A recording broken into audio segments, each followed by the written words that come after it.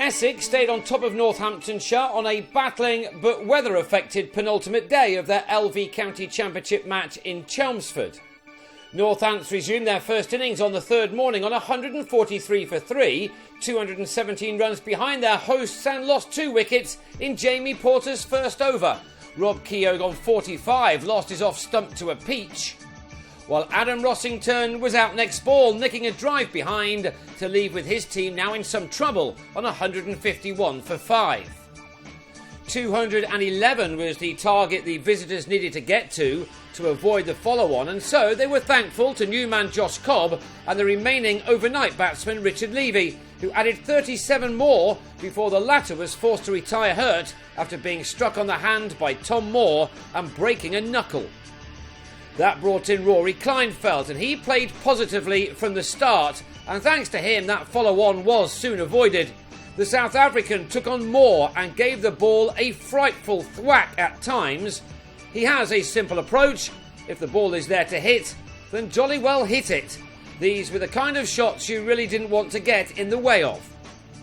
Aaron Nijjar was on before lunch and Cobb couldn't resist taking him on, only to pick out Moore in the deep to go for 26. Northamptonshire heading to the lunch break on 258 for 6. 13 more runs have been added to that in the afternoon when Ollie Stone was bowled by Jesse Ryder for 22. Next ball, and Azarullah was plumb in front to the Kiwi, leaving it to Kleinfeldt to pass his 50 with his 8th 4, a shot which nearly took Porter with it, a half-century which was made of only 56 deliveries. His knock had been an important one for his team, and he'd taken them to within 85 runs of their hosts by the time that the innings was ended on 275, as Maurice Chambers was another Ryder LBW victim, the third man of the day to be out without scoring. Kleinfeldt was left unbeaten on 52, and then after a break for rain he should have had Dan Lawrence out with a new ball, only for David Murphy to spill the chance behind the stumps with the batsman on 4. Lawrence and Nick Brown then took their side's lead into 3 figures by opening up with a stand of 22, one which was ended by Stone as Brown on 14 was held by Keogh, who was knocked off his feet by the pace of the edge. Tom Westley then joined Brown, and this pair carried the total to 36 for 1 at tea, Essex's lead at 121.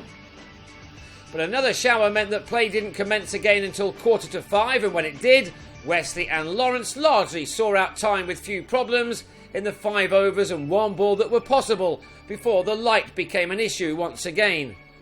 So Essex ended the day on 55 for 1, and that gives them an advantage of 140 runs going into the last 3 sessions.